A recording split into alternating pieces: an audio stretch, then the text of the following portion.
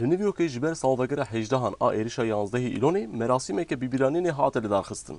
Mabatên kesên ku jiyana xwe di êrişê da ji dest dane tev li vê merasîmê bûn ku li navenda bazirganiya cîhanê hate birêvebirin. Di merasîmê de navê 2983 kesên ku di êrişan da jiyana xwe ji dest dane hate xwendin. Di êrişan da bi giştî heft abayî helveşiya bûn û heta niha 4 ji wan ji nû ve hatin avakirin. Di heman demê da li cihê dû bircên civî dû hewzên bîbîranînê hatin çêkirin û li dora wan hewzan jî yek bi yek navê wan kesên ku di êrişan da jiyana xwe ji dest dane hatin nivîsandin.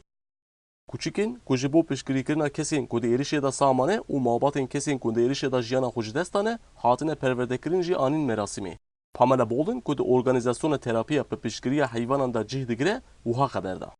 Well, this is always a very sad day. Îro rojê ku em gelek xemgînin, ê şairîşê hîn jî didome. Ez yek ji endamên vê tîmê me ku navê wê terapiya bi piştgiriya heywanan e. Di salên dawî de em bo piştgiriyê bi tevî kûçikên xwe tên vir.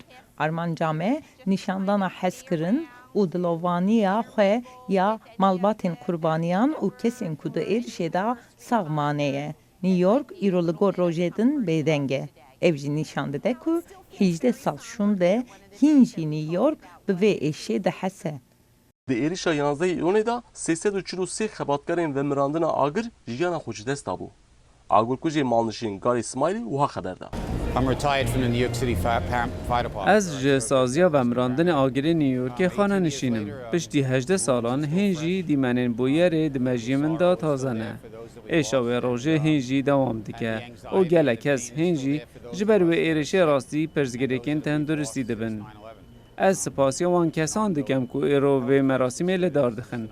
Merasîma bibîrînana êrişa 11 îlonê ne tenê rojeke, ev merasîm her sal ji bo kesên ku wê êşê dikêşin, birîndar bûne an jî kesûkarên xwe di vê êrişî da ji dest dane tê li darxistin.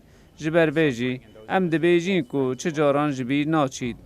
Hêvî dikem ku mirov ne tenê rojekê lê belê her roj 11 îlonê bibîr bînin. Remembering on one day. Maç înçû ku ew jî di organizasyona terapiya bi piştgiriya heyvanan da cih digire got ku têbîra herkesî ku wê rojê di dema êrişan da ka ew likubûn. Hûn ji kê bipirsin hûn ê bibînin ku baş were bîra her kesî ka roja êriş çêbûyî li ku bûn û hesta wan kewa bû. Sinan Tunçdemir, Dengê Amerika, New York.